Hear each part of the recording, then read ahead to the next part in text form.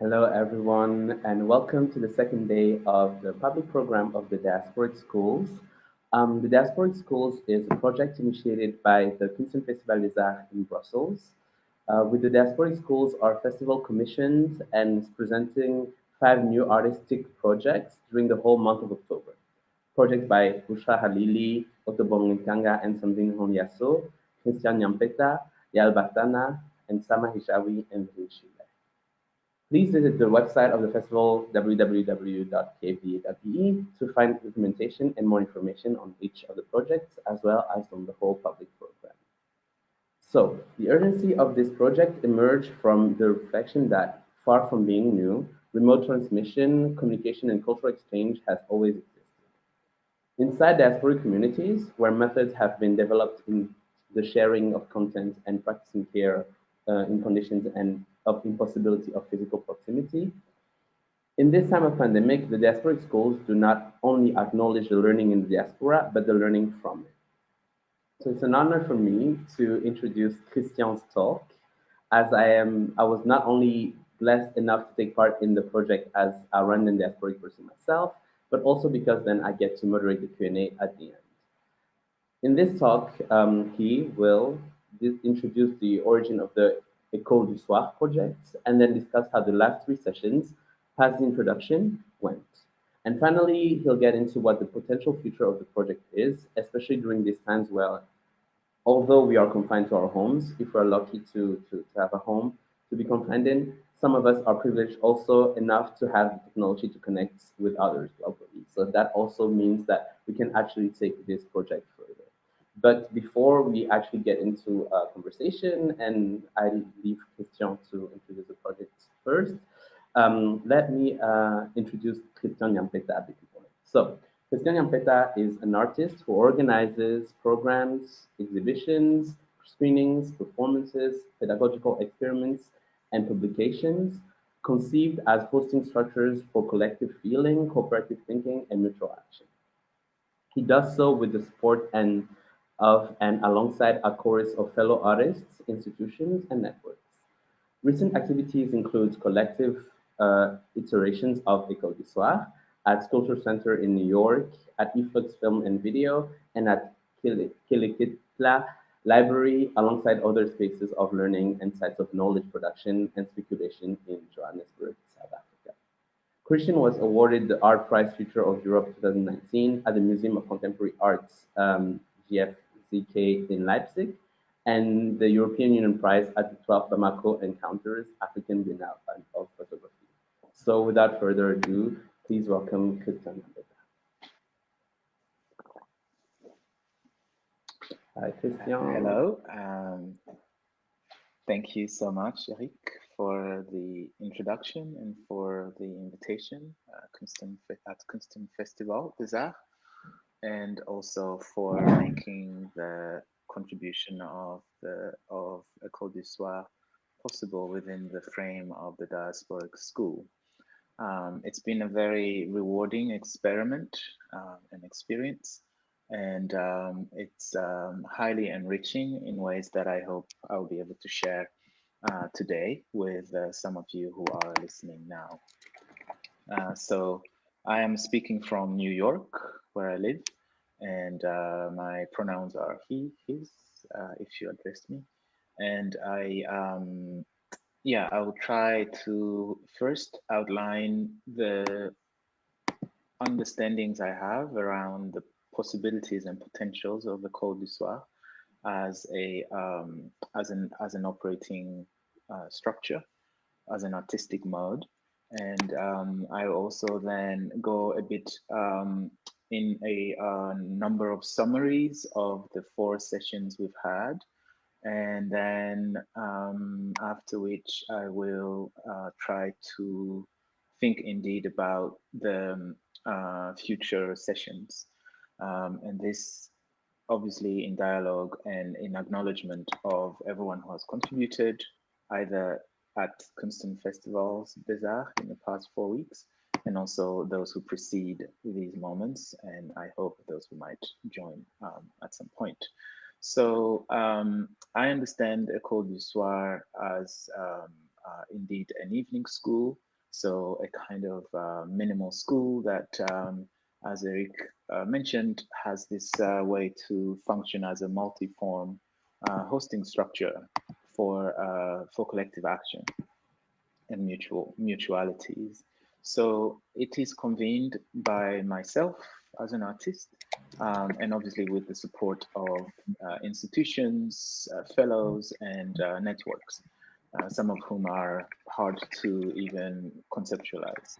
So the structure of the evening school is not new. It draws from from Senegalese writer and film director Ousmane Sembene, who saw cinema as evening classes, cours du soir, informed by the traditions of orality, sensuality, and conviviality within the realm of art learning and making in his region.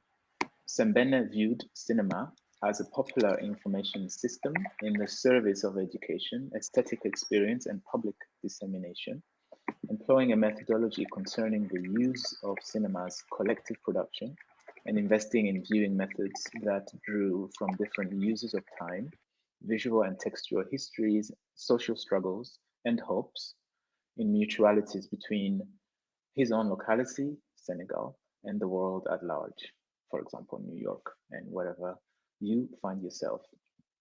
So, as you might have read on the website of Constant Festival des Arts, I had the pleasure to contribute to a program of Constant Festival in 2019 in May in the framework of Free School.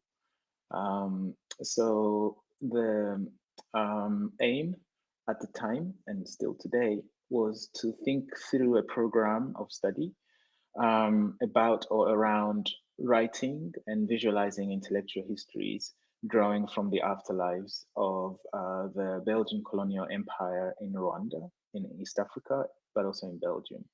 And so this is an interest of mine that I've had and that I share with a number of colleagues on the continent who ask themselves what it means to think about art and to work within the arts and to think about artistic education. So both as makers, learners, and fellow travelers. So the aim here was to avoid trying to write history in the usual sense, but to think of history as a project that derives on the one hand as as a cultural assemblage. And what I mean by it is that it is a process on the one hand that obviously is partially subjective, and that our contribution to it within the École du Soir is best approached through subjectifying our own memories and by making a timeline of our own lives, linking them with wider events that mark the history of Rwanda, which, as you might know, a part of which was written in the wake of the genocide against Tutsi in 1994. So the particular method or the emotional and part of spiritual and intellectual support I have around thinking about education derives from a philosopher, friend, colleague, teacher I work with, whose name is Isai Nzeimana, who has articulated a number of questions to do with what it means to educate.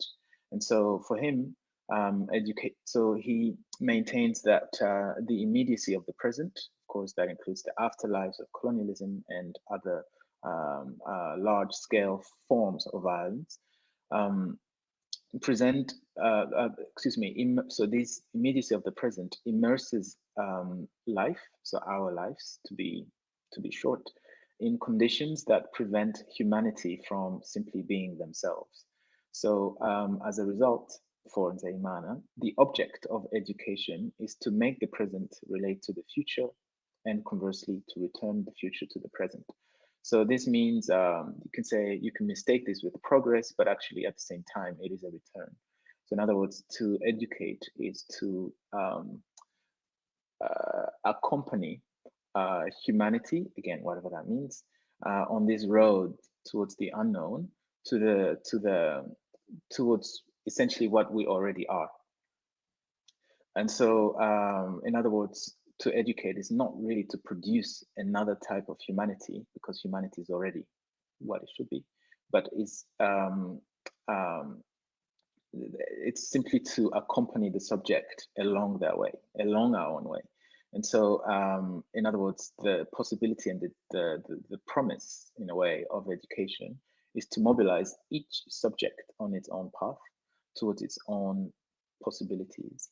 So that's something that I've been thinking about also in terms of this frame of a Cours du Soir. Partially because I believe that everyone who contributed to it or who attended is absolutely capable of staging and hosting similar sessions as we've had. It so happened that the method that I proposed and devised was, again, it's not to say that it worked out entirely as devised, but that's the aim. Each session could be seen as a kind of editorial meeting intended to produce entries in something you can call the unchronological timeline of art education in spatial and visual cultures within the geographical contexts of Rwanda, where, to my knowledge, could help in thinking about higher art education. And so the unchronological timeline, which I will explain where that term comes from because it's not mine, is intended as a collectively devised curriculum and learning instrument. And so, in other words, the aim was to for each one of the participants to contribute to the timeline with an entry as a starting point or inspiration for teaching and learning. So on the one hand, the criteria of the entries were provided by the theme of each weekly session, which I'll explain in a moment. And then on the other hand, what I would have hoped is that, in a way, the contribution brings about a kind of the participants on research questions. So it comes a kind of wider and more expanded set of questions that exceed my own. And so the way it worked out is that week 1, so 3rd of October, was a session like this, where I talked a lot, outlined, laid out the method, and the contexts. And before you knew, time had passed. And then week 2, 10th of October, we were thinking about music and film. But again, it was so engrossing that we only ended up talking about music. And so the question really were, what songs do you listen to? What do they mean to you? Why? This session was extremely endearing because, of course, it expanded my own knowledges around contemporary forms of musicality. We share different YouTube channels and links, and we located the different cultural orientations that exist between what you can call the home communities and the diasporic communities. So I felt that the insight that I had at the time is to realize that, in a way, the diasporic communities actually tend to be somewhat conservative because they tend to want to preserve the forms that exist outside of the home communities, whereas the home communities are like, pushing the boundaries of what they already know. So in other words, I find myself listening to songs that I might have heard on the radio when I was 10, when I was 8, not that I really know what I was listening to. There's no way to verify that that's really what was happening. Whereas some of my colleagues might be tuned into the most recent artistic manifestation that might take some time to reach me here in New York. Anyway, so there were, and in fact, I was discussing it with another philosopher, and we realized that this has a useful dimension because that's also a way of preserving particular aspects of linguistic forms. So you realize that like diasporic communities sometimes when they return have this other way of speaking that enriches the languages in multiple forms. Anyway, so that was brought about simply by tuning into songs and thinking about the kinds of social spaces sonic form construct and the kind of publics that they make. And then the following week, so that will be the 17th of October, we thought again around, we got to think about films and around simply the genealogies thereof, what films can we think of that were made when? Who can tell me a film that was made like between 1980 and say 94? And so that trial or that attempt produced again reflections around the different genres and intensities that exist around visual forms in cinematic format. So from documentaries to like tourism promotions to kind of fictions to testimony to NGO type of films, all of which have their uses and positions.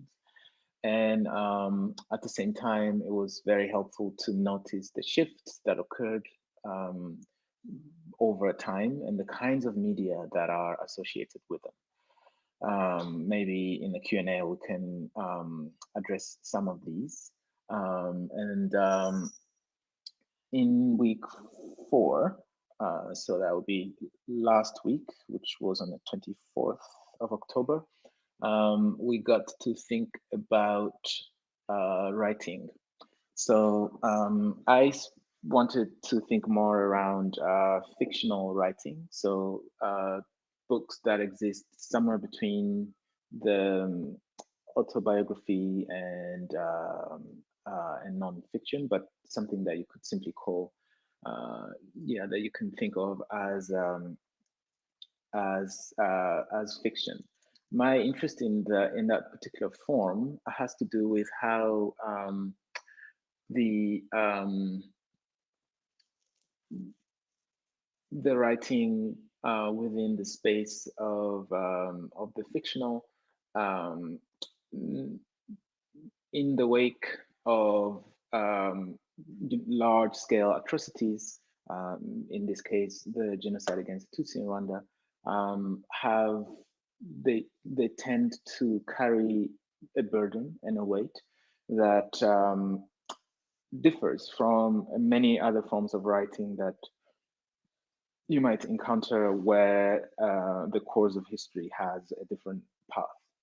And so, on the one hand, the writing in the histories of writing or the genealogies of writing from my subjective position, meaning the books that I might have read or heard about, the books that I know of. I know of one novel that was published in 1957, and there's a very large gap from my own studies, and then it points to my own limits. Of course, I'm not saying that these books do not exist, and if you know of them, I would be very happy to learn from you, and that was a whole exercise. But yeah, as far as I know, there seemed to be a surprisingly large gap between early literary forms of the times of the Belgian rule, and fast forward 40 years later, 1994 and onward. And I've been thinking about why that's the case. Like, why was there, what is it that produces the writing um, to be dominated by other genres and to have so little, um, yeah, let's say artistic forms, because that also is true for other genres, so including cinema. I know very few films that were made in fact, films made before 94. And then I also know few, yeah, like the kinds of artists who were practicing at the time. I know a few, but it's really fairly scattered. So part of the whole exercise is to think about, the historical conditions that make it necessary for new modes of expression to emerge. And so, in a way, what I was realizing last week, is to think about the novel as a form that rests on the idea of inventing a possible world and presenting it as if it were real. So the question I would have for myself, I'm not really sure if I can answer it in this session, but this is something that has been driving some of the activities of the call, is thinking about, I guess, such a novel as a source or resource for learning about the past and the present and the future in a way that, I mean, within cultural spaces that,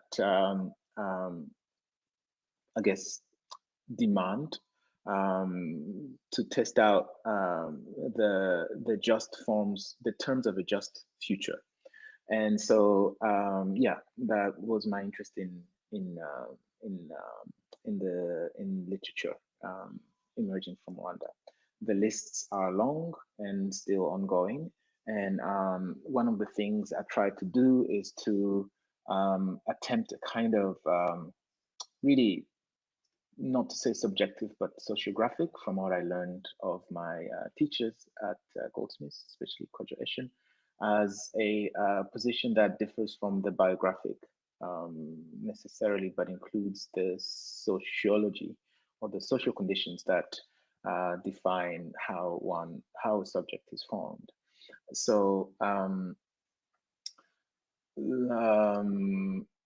long story short, this were the before I knew, a month had passed, and the public renditions of these sessions are in fact still ongoing. I have not had the chance, despite the ambition and the promise, to make forms that might make these listings public at this particular moment. But this is one of them. In a way, I'm performing them, and it seems to work out fairly well, at least on my part. And before I continue on to the next session, I would like to pause and share a video of how some of these terms and interests are developed, especially in collaboration with the colleagues elsewhere on the continent that have shared questions. So questions of education, questions of the dissemination of knowledge within and beyond the communities in which one is affiliated with. And the reason I'm sharing this particular work is because maybe we'll highlight some of the terms I've been using, like on chronological timeline, in pointing out how my proposition of these studies are not categorical. So they're not saying this is the only thing that exists. And the fact that I don't know them does not mean that it might not exist. And that I claim no authority to the subjects, but rather I'm interested in them, in figuring out how to inhabit them in the manner suggested earlier by the framing around École du Soir as this kind of collective feeling, cooperative thinking, and mutual action. So as a way, as a moment of a break, but also um, as a moment of transition, we can look at video, yeah, video one. Unlike formal art education, alternative schooling tends to support liberation, freedom, and justice.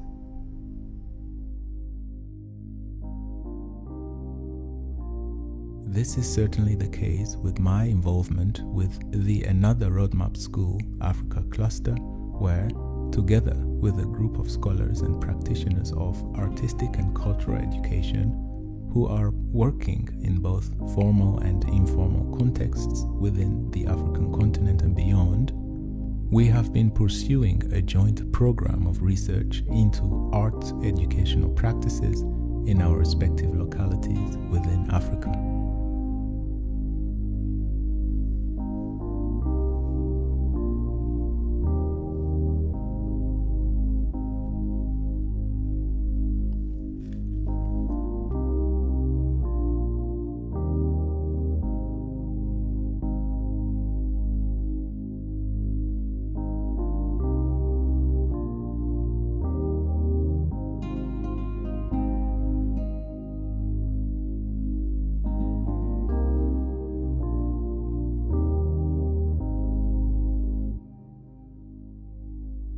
Our work is informed and grounded in historical analysis, particularly with respect to Africa's colonial heritage, with the aim of building a shared knowledge base and a structure of mutual learning that will benefit African practitioners and contribute to advances in thinking and practice worldwide. Our methods, processes, and forms include timelines, learning units, and exhibition kits, but also dancing, resting, cooking, and much more.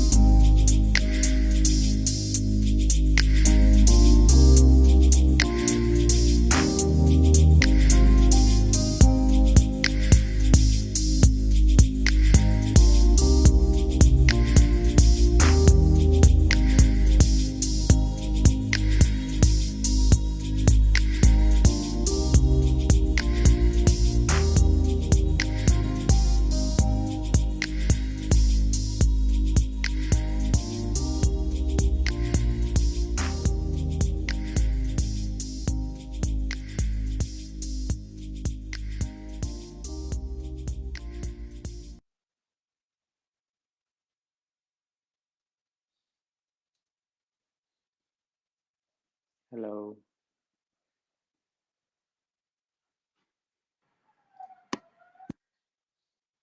Can you hear me?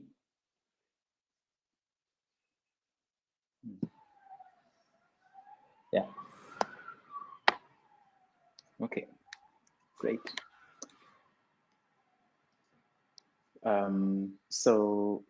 Yeah, you just watched, all being well, you just watched a fragment from in a way, a series of postcards from a meeting recently held in February in Johannesburg that brought together colleagues working within the arts, education, institutions, and artists and curators who are concerned with thinking about the art school and thinking about how to transmit cultural knowledge with with attention given to historical framings. And yeah, so the many forms that I'm laying out now emerge through that in that setting. So this is in a way a manner of also giving face to my collaborators that I invoked, and giving them time in this moment, and as a result also acknowledging where some of the um, yeah, thoughts and activities start from. So the timeline that I've been thinking about and working towards during the last 4 weeks, it wouldn't surprise me if it ends up looking like the one you just saw in that video. Partially because it allows the movement of it allows mobility on materials that can sometimes be understood as either static or linear. So the unchronology of it is important, and the unlogical of it is also important, so that what becomes historical knowledge is produced through each and every of our life stories, and just to avoid the kinds of verticalities that are embedded in how the many existing forms of formal education operate today. So I hope that the approaches here that think through the diasporic and in relation to its educational mode produce an alternative to say the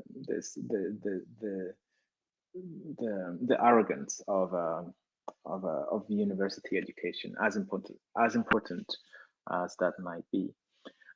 So this leads me then to thinking about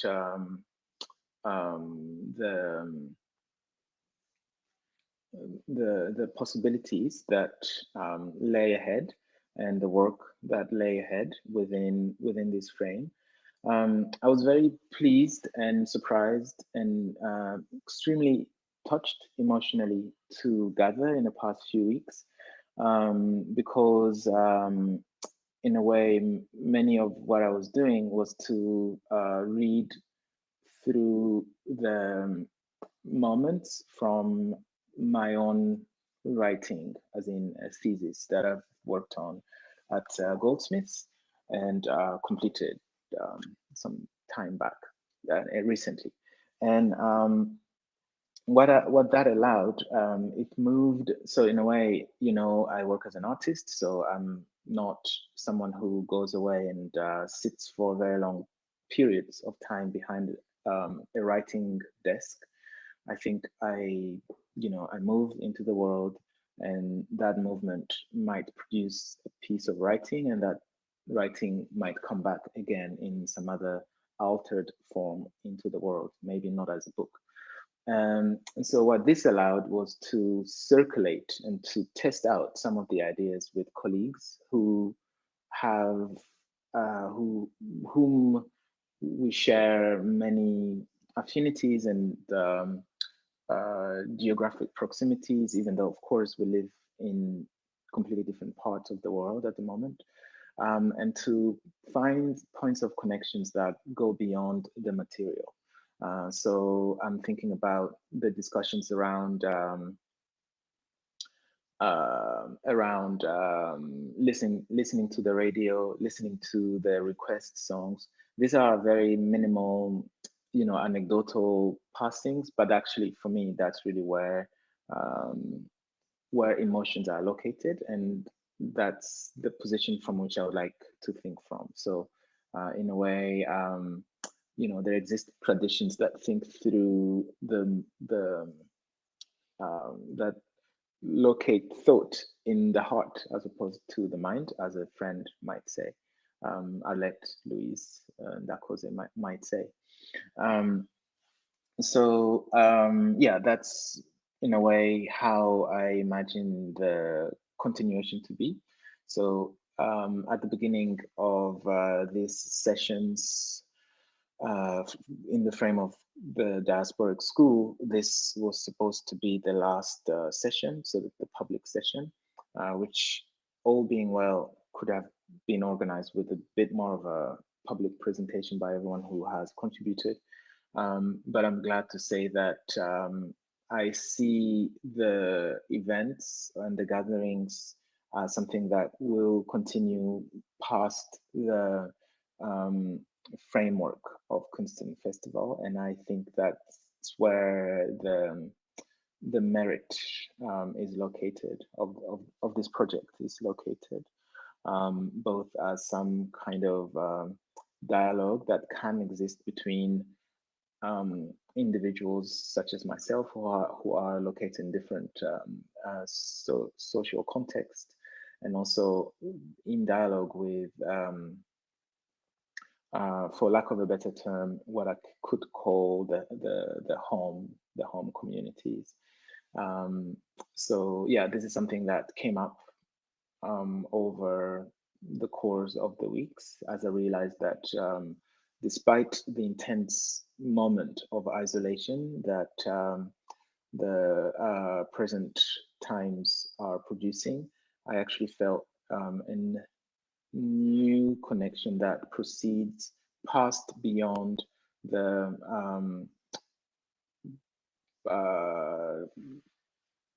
the geographic markers of identities. So I feel that that's what that's how I imagine the project to continue and its future possibilities.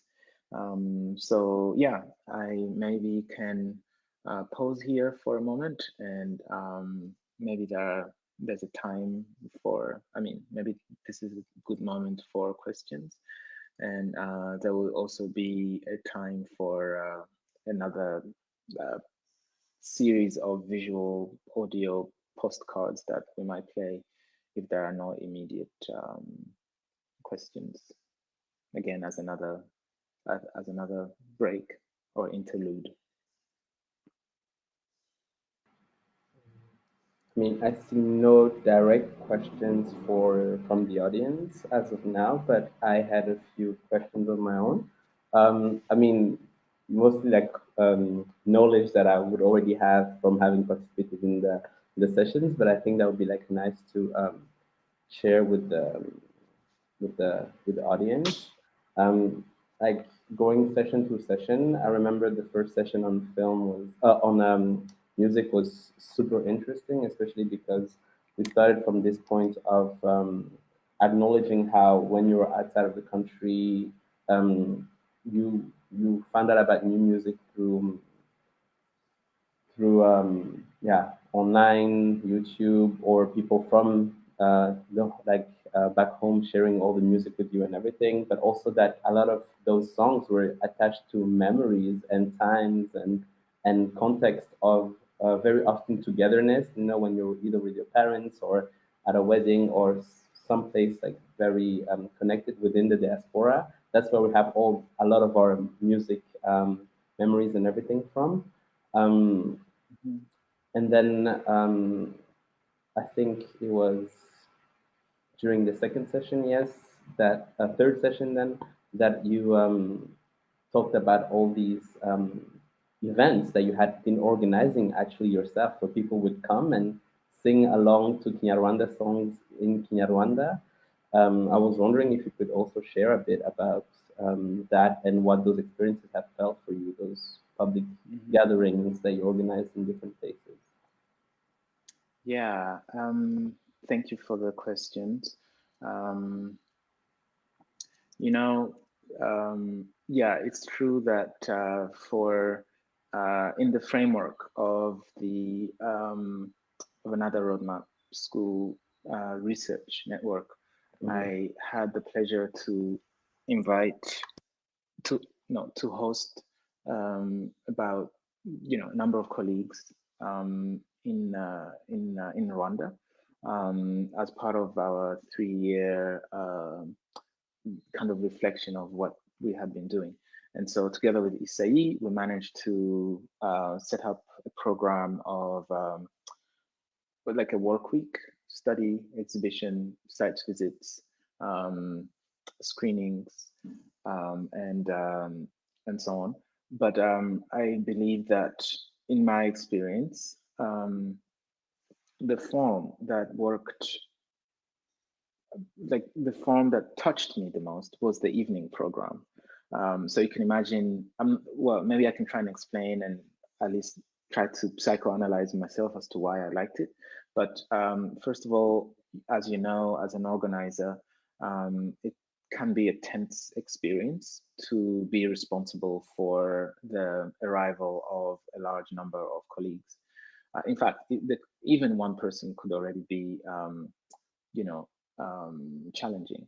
And so looking after the meals, hotels, like overall schedules, exhibitions, where like the evening before the opening, someone comes to you and say, Chris, do you have 5 HDMI cables? I'm like, I have only one. And then like all the time trying to solve like fairly small problems, but which are many at the same time. You know, do you have 5 headphones? And I have one. And so like, you know, trying to work out how to make, you know, content visible in public in a manner that honors and accounts for the chosen forms by the artist and to look after the works. So in a way, the evening program was this kind of you know, moment of rest and respite, but also at the same time, it was actually when the neighbors and the community groups that range from every layer of the society, and I'm not exaggerating, would, you know, would congregate, would meet, would gather, and that produced such an impactful experience that I could not have anticipated in that way. And of course, I had been working with different musical formations in preparations thereof. Parts of the songs we were translating because I was thinking about different colleagues who also work with similar genres and forms, and thinking about what it means to perform and present for an audience that might not get the actual meaning of the songs. Some songs we did not because it's too, you know, the point was not to understand everything, but to get a sense of, to get a kind of like some general sense of the emotional map of the navigational coordinates of where those who could understand were navigating it, and so of course I had been listening to some of the songs, and it was up to the band, which ended up performing Ibisingo, to decide on which songs to play.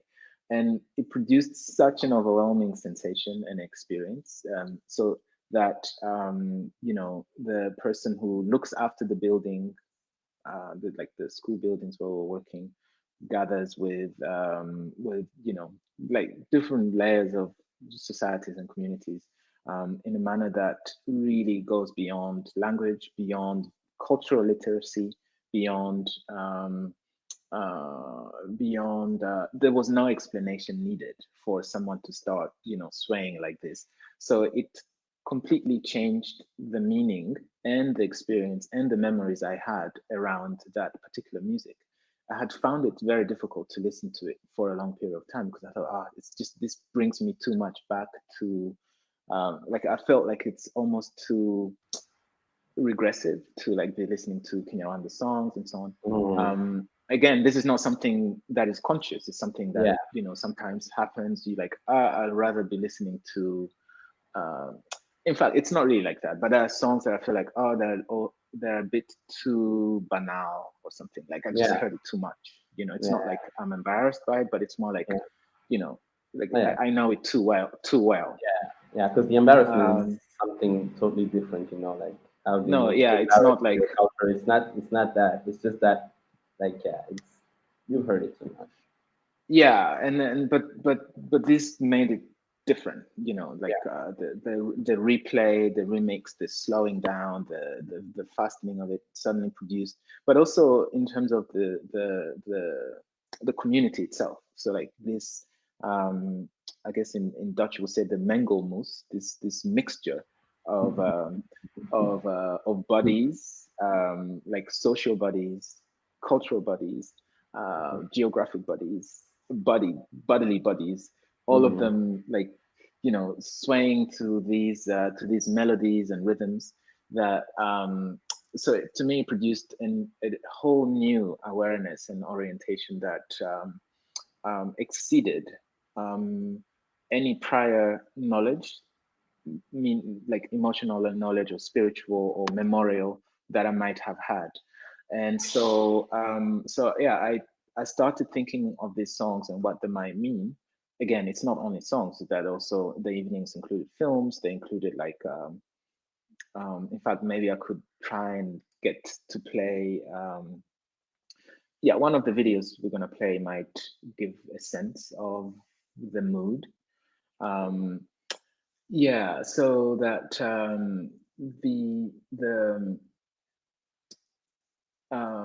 the experiences start to be very very powerful in manners that I did not expect. For example, one assistant I was working with, um, the who was, you know, technician arranging for the connections of instruments, microphones, and so on. You know, a musician shows up, Sophie Zaisenga. She plays like a sitar inanga. And so my assistant thinks that this instrument, which is wrapped in this cloth-like bag, is a piano, like, you know, one of those portable synth.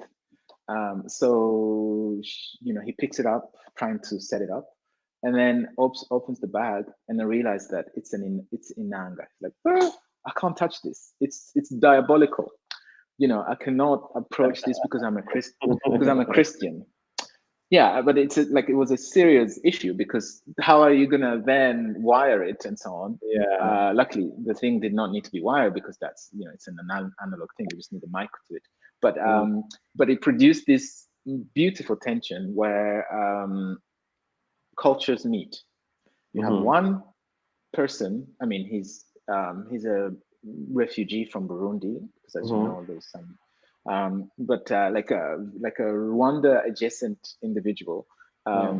with another Rwandan, like suddenly realizing that they can't really meet each other because of because of this, like, it's almost like a cultural installation within the mind and the heart Mhm. of this other individual.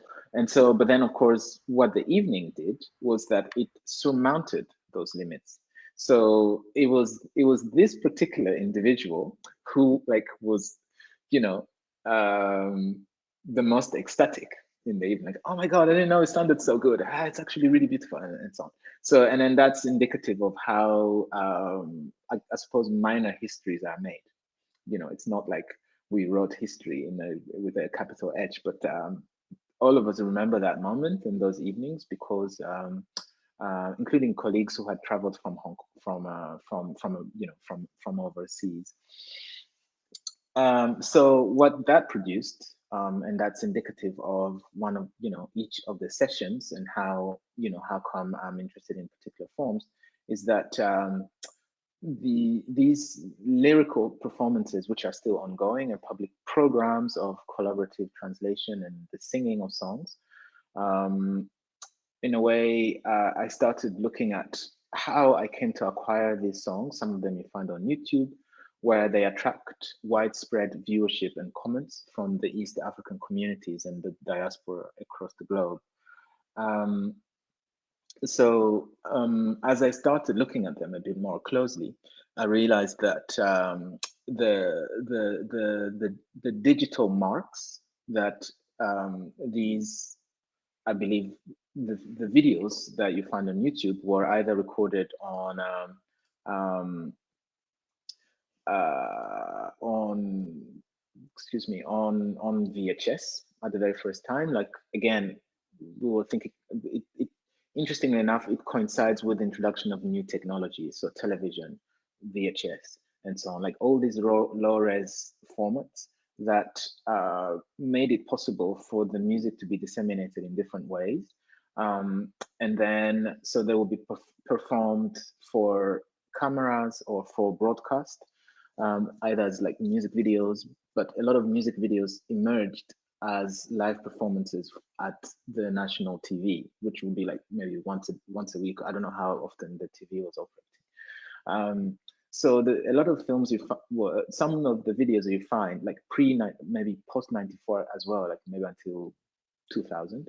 A lot of them have this degraded quality of VHS or other like low res formats. And so my understanding of them is that they are not only the result of tangible fading from rewinds and replays, so being played a lot, but they are also not just merely the obvious record of you can say again sociographic expulsions and archival decompositions.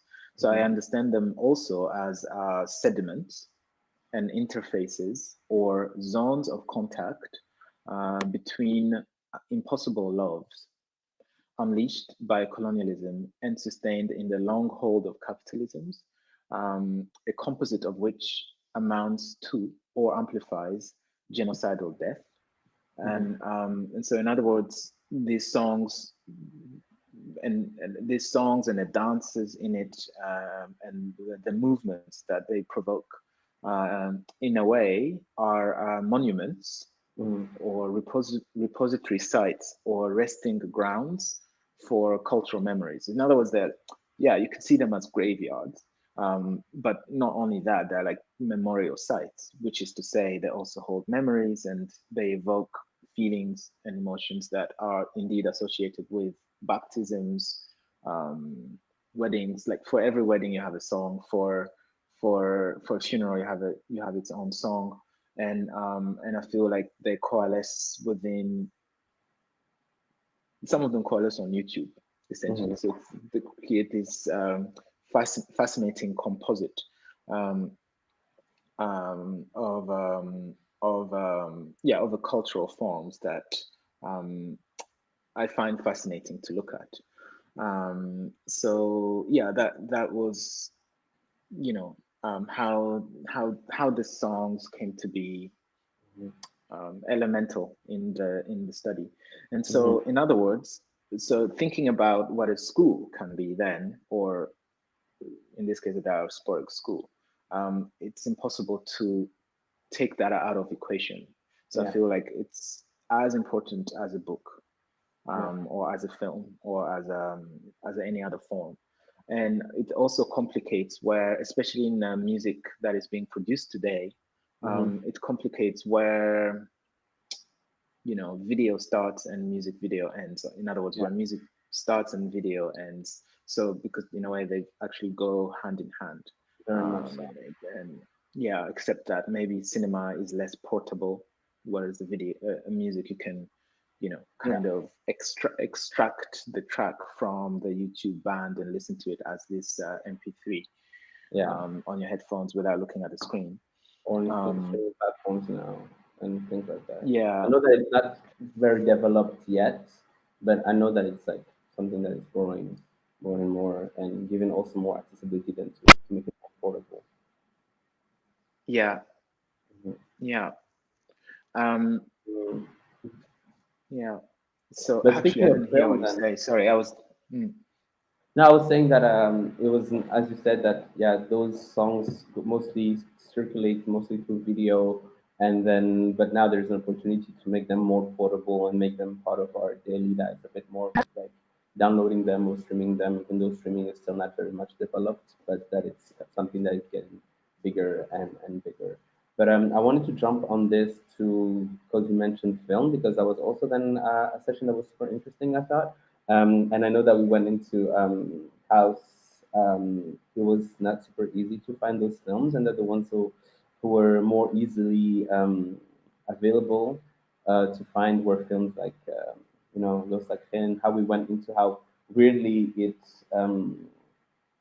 was again this depiction of a very in a very colonial way of um, random women's sexuality. And then Mhm. coincidentally, in Belgium itself, in Brussels, there was a scandal at a school about, again, this very colonial point of view on women's sexuality, very on random women's sexuality, very specifically during a lecture at a school, and how we Mhm. reflected this colonial point of view, fetishizing the point of view of us always being objects, but that it was harder to come across films and to find them and to gather them that were made by Rwandans themselves, or Rwandan diasporic people. And also then we moved on to classifying them um, in different genres and sources, like you mentioned earlier. But yeah, I was wondering if you could also then maybe touch briefly upon how you are actually gathering films and resources so that we can share it with the people in the school eventually. Yeah. So yeah, it's a very important question. I think that um, the um, the visual cultures around or about Rwanda are extensive, which of course is proportionate to the level of suffering and misery that has befell Mhm. upon its history. And you write that therein lays the traps, the many shortcomings that journalisms and media um, makers, including myself, it's Mhm. not to say that artists are outside of it, might end up reproducing. And so you find that the um, within the histories of cinema in Rwanda, Mhm. it took a long time for films by Rwandan makers to emerge that would circulate with equal kind of measure and authority around festivals and so on. Of course, it has to do with many efforts that were done by spaces like Kwetu Art School, um, um, and with um, again, I don't live in Kigali, so I'm not the right person to speak like what is exactly happening on the beat today. So I'm speaking in Mhm. general terms. So I'm sure there are a lot of new, beautiful improvements. In fact, I can say that there are a lot of fascinating directions that include thinking around um, um, gender and articulating new positions around the subject. And but whereas really just only a few years back, you would just tend to encounter films that are either kind of large scale Hollywood type of depictions on the one Hotel hand, and then Rwanda. Hotel Rwanda, you would have, sometimes in April, some of, have Yeah. okay moments, but still are this external view on internal realities. Mhm. Again, I think every position is maybe necessary or valid or so. It's not up to me to, um, I'm not a media studies person, Yeah, but but with something like Black Earth Rising, like people can of course be wondering, like, oh, why is this Ghanaian woman making this show? You yeah, know? Yeah. yeah. Yeah, and so you would have again. It's I feel that of course it's to me approaching history of any African nation should be a Pan-African project. Yeah. So it's not Yeah. something that you can do like in complete isolation. I find myself drawn to histories in Nigeria. I find myself drawn to particular histories in Algeria, in Mhm. South Africa. The video we saw was taking place in Johannesburg. We had Exactly. colleagues from Lubumbashi, Lesotho, Maseru. So I feel like this is a dialogue that is best undertaken not in geographic isolation, but Mhm. in in an attempt to dislodge and dislocate the uh, the remaining colonial impositions of what, Yeah, in fact, geography is exactly. geography Indeed. as a project of separation. Exactly. That So was it makes, done entirely a bit like it was entirely arbitrary, those separations and those borders, you know. So indeed, I think it's only smart to approach that in a way that does away of those borders. Of course, respects the realities of the lived people and centers them. People who are going yeah, through whatever history we're talking about, but which indeed takes this more an African approach. And yeah. yeah, yeah. And so in a way, there was a moment when I could not see her in films that were being produced Hmm. around Rwanda. So you would have instead kind of you know um, reproduction of barbarism that echo formal colonial depictions of what the African subjects were Hmm. supposed to be. Again, it's not to say that there was no barbarism in Rwanda. There was, Hmm. but the question is who depicts that and how, and so so you find that the films that I myself am the most drawn to tend again to be fiction, more Hmm. so because it allows, as an artist, it allows for more um, um, yeah, subjective um, approaches to the renditions of the world. It's not to say justice or history, something else. And I think that in parallel and in addition to other forms that exist is a brilliant contribution.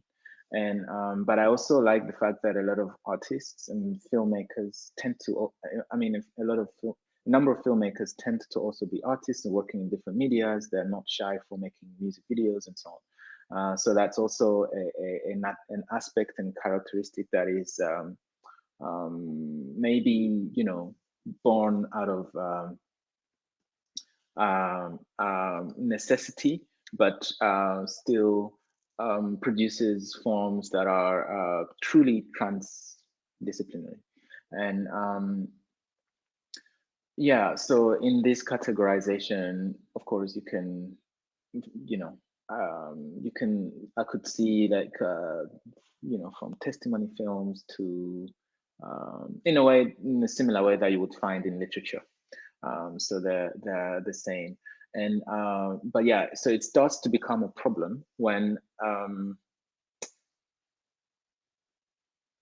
mm, yeah, films like the one you mentioned around female sexualities are produced by uh, again, are very vertical. So you kind of land there with your cameras and gears. You can hire someone to come and produce things, and then you go away presenting this as um, a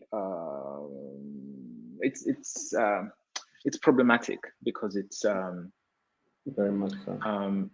yeah, it replicates many of it regresses back to a very negative form of anthropology.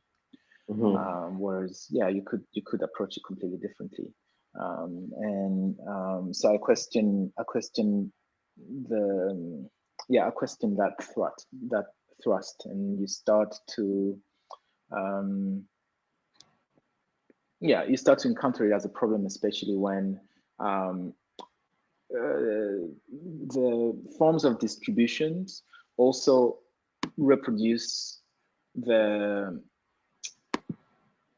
I guess, the scarcity around these films as well. You were saying, how do you find them? How do you distribute them? I mean, one of the things I remember clearly is that Hmm. I remember being asked to suggest a number of films that could be screened at a given festival.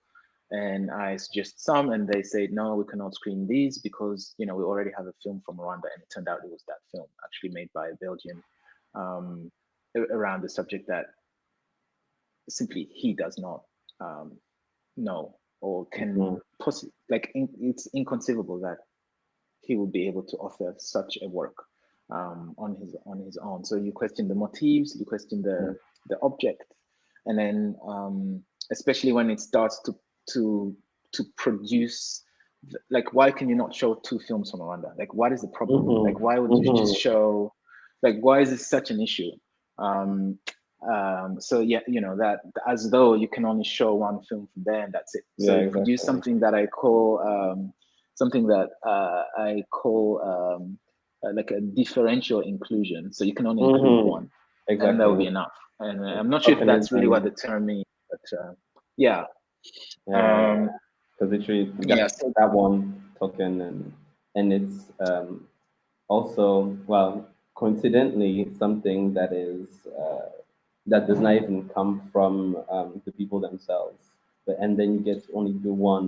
So it's, I don't know. I feel like it's very just wrong on a lot of levels. yeah, so that speaks to the forms of mutuality that are, I suppose, underwrite the aims, the project Mhm. of the Code du Soir, which is really to figure out how to share these materials in a Mhm. slightly more lateral way. So it's not to say that I can like put there in public because I don't know, I don't own the rights to them. Yeah. But part of the project is really to, you know, attempt contacts with the makers themselves and to figure out to figure out modes of dissemination that enable the concerned audiences Mhm. to view the works. And it's not to say like that hundreds of people maybe want to watch these films. It's really like you, me, other colleagues who might, you know, be interested in a moment of it and maybe want to write a text or want to think through or just get out of the isolation that comes with I don't know, um, just simply being. And so to figure out how to compose a library. So part of the work and precisely of these genealogies is to compose a library. First of all, to learn that actually these films exist, that there exist films that were made at a particular time with individuals that were feeling as we're feeling now under two completely different political realities. So I think that's one, you know, one of the aims, and it's best done. Well, it's good to do it collectively and to set out the infrastructures that allow for it. So one of the things I imagine is that one of the things I've been working on is to set up a library of Mhm. these works, but also to annotate them, you know, so that again to avoid having this kind of, for example, who were making all these videos at the national TV, Mhm. uh, despite of their political affiliation, like who, like you know, I think it's an interesting question, um, because if you want to teach like filmmakers today, isn't it good to know that there was also a filmmaker at some point, like a fellow traveler at a given moment? I'm attracted to those kind of questions. Like who else was making paintings and sculpture at a given moment in time? So I feel like it's not worth only learning about the makers in Hollywood. You know, it's nice, but what about you know, what about again? It's also not like an identity or like geographic segregated question. It's more like, you know, what does it mean to practice today, and who else has proceeded? So it's a question of genealogy. But yeah, so maybe feel like I've spoke too much. Yeah, no, it's all good. I think we should just take the question that came in when we were discussing from Martine. Thank you for sharing. Could you let us know how you recruited the participants? Well, if we're talking about this edition of École du Soir, we, through Kingston Festival des Arts, we did place call for participants. People could register through email, and then we selected them based on giving the priority to people who are from the Rwandan diaspora itself or have a very strong, tangible connection to the Rwandan diaspora through lived experiences and shared cultural background, things like that. And so yeah, that's how we rounded up to around 10 people who were all supposed to be part of the school, but people dropped in and out, in and out, in and out.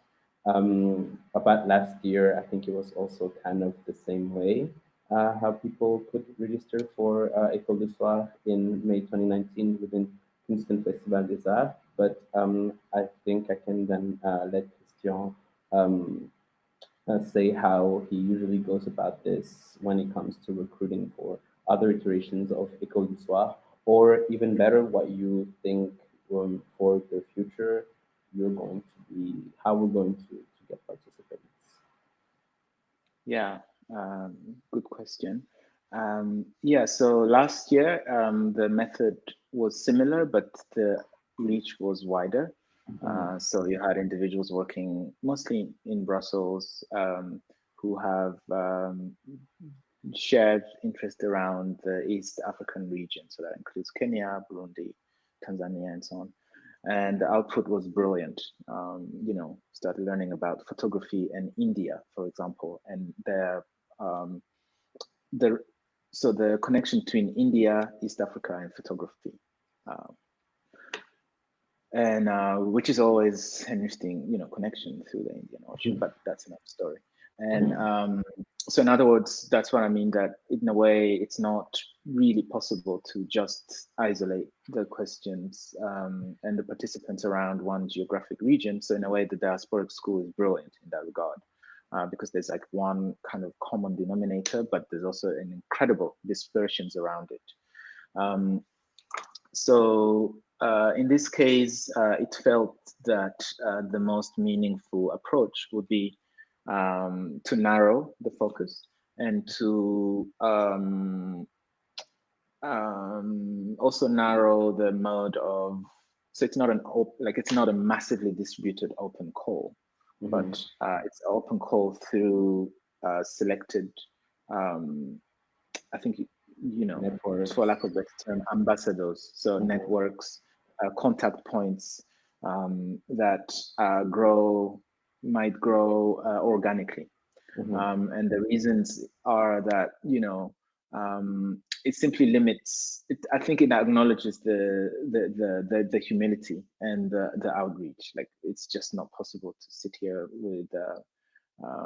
On my side, I'm not an institution, so there are just some things I am not able to pretend to be able to do.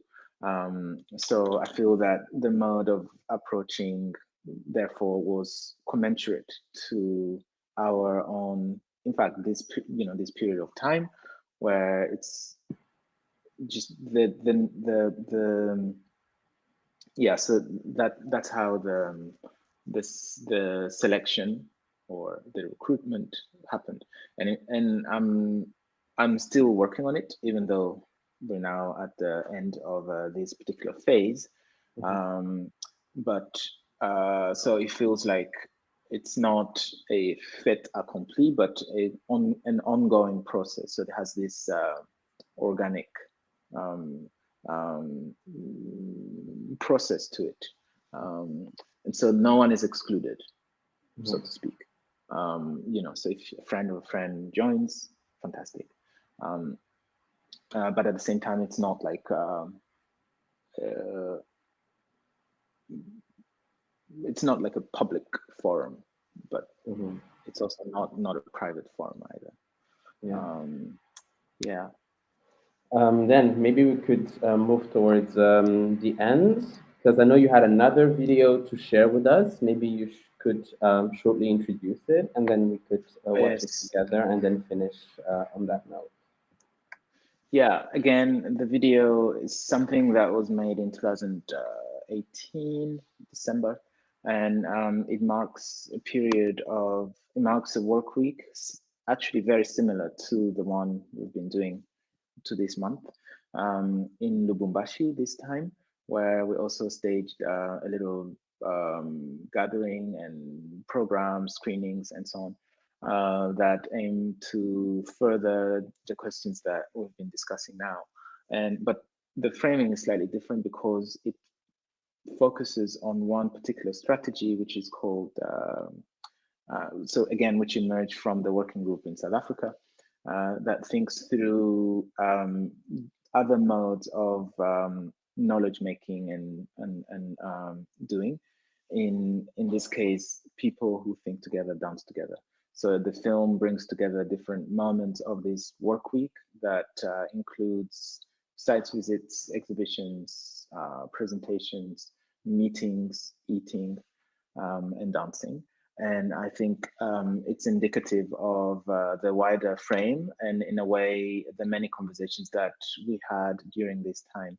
And just to finish, I hope that some of the participants will be able to present next time, so that because I also, by introducing these videos and sharing them, is a way for me to mark, to insist on the fact that even though I am the face for Ecole du Soir now, by no means it's a solitary project, but rather it's a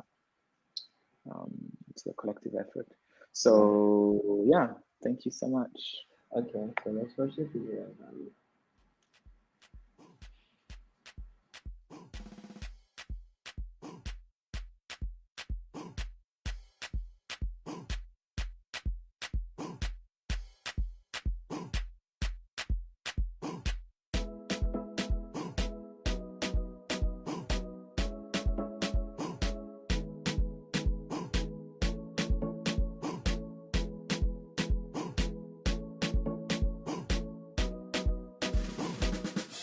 No matter where you go, remember the road that will lead you home.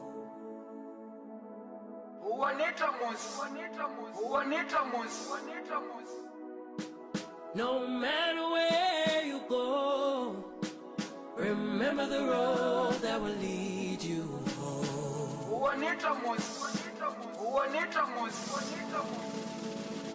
That will lead you home.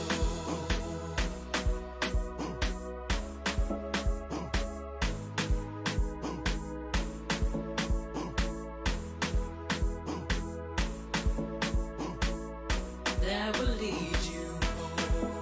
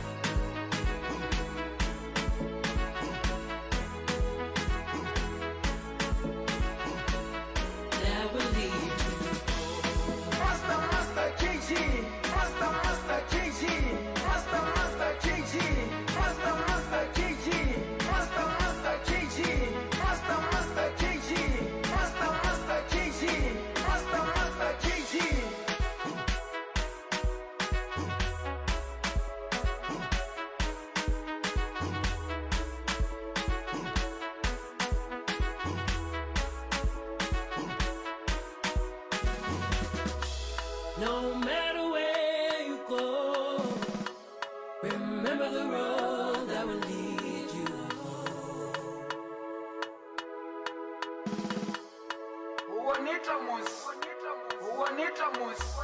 No matter where you go, remember the road that will lead you home.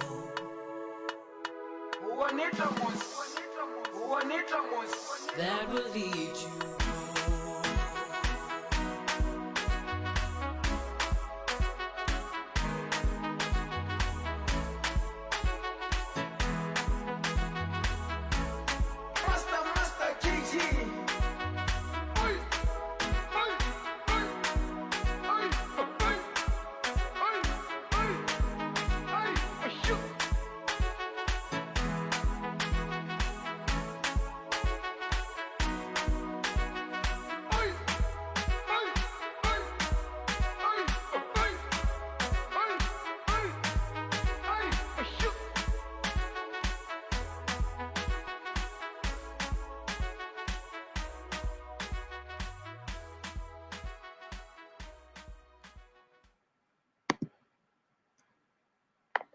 Thank you so much, Christian, for the great talk. It was very enriching.